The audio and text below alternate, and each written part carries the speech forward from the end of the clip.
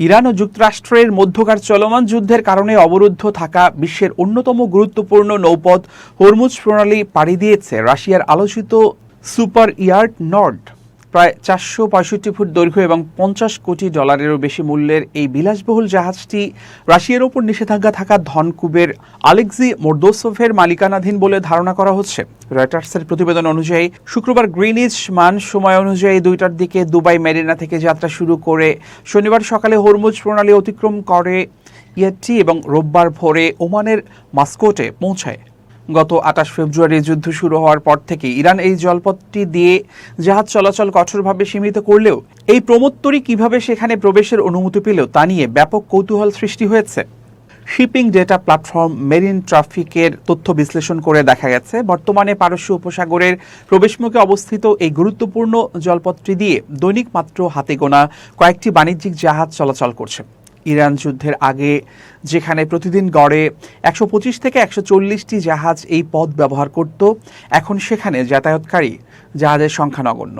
Washington ও তেহরানের মধ্যে এক অস্থির যুদ্ধবিরতি চললেও পাল্টা ব্যবস্থা হিসেবে যুক্তরাষ্ট্র বর্তমানে ইরানের বন্দরগুলোর উপর নৌ অবরোধ বজায় রেখেছে। এমন এক অবরুদ্ধ পরিস্থিতিতে রাশিয়ার একটি বিশাল প্রমোত্তরীর নির্বিঘ্ন যাতায়াত মূলত ইরান ও রাশিয়ার মধ্যকার গভীর কৌশলগত মৈত্রীর বহিঃপ্রকাশ হিসেবে দেখা হচ্ছে। বিশেষ করে 2025 সালে স্বাক্ষরিত একটি চুক্তির মাধ্যমে দেশ দুটি নিরাপত্তা ও গোয়েন্দা সহযোগিতার ক্ষেত্র আরও শক্তিশালী করেছে।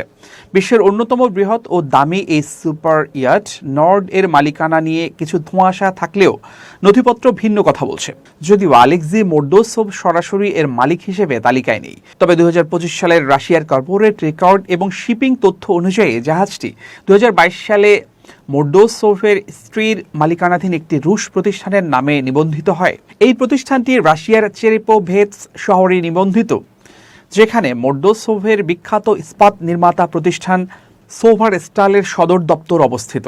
ইউক্রেন যুদ্ধের পর পুতিনের সঙ্গে ঘনিষ্ঠতার কারণে যুক্তরাষ্ট্র ও ইউরোপীয় ইউনিয়ন মোর্দোসোভের ওপর নিষেধাজ্ঞা আরোপ করেছিল।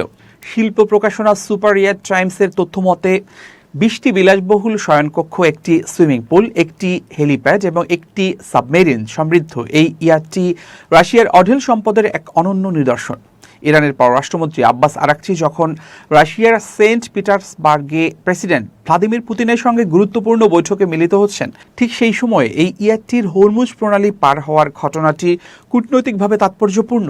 আরাকচি সম্প্রতি পাকিস্তান ও ওমানের মধ্যস্থতাকারীদের সঙ্গে আলোচনা শেষ করে রাশিয়ার সমর্থন নিশ্চিত করতে মস্কো সফরে গেছেন। অন্যদিকে মোর্দোসোভের প্রতিনিধি এই বিষয়ে কোনো মন্তব্য করতে অস্বীকৃতি জানিয়েছেন।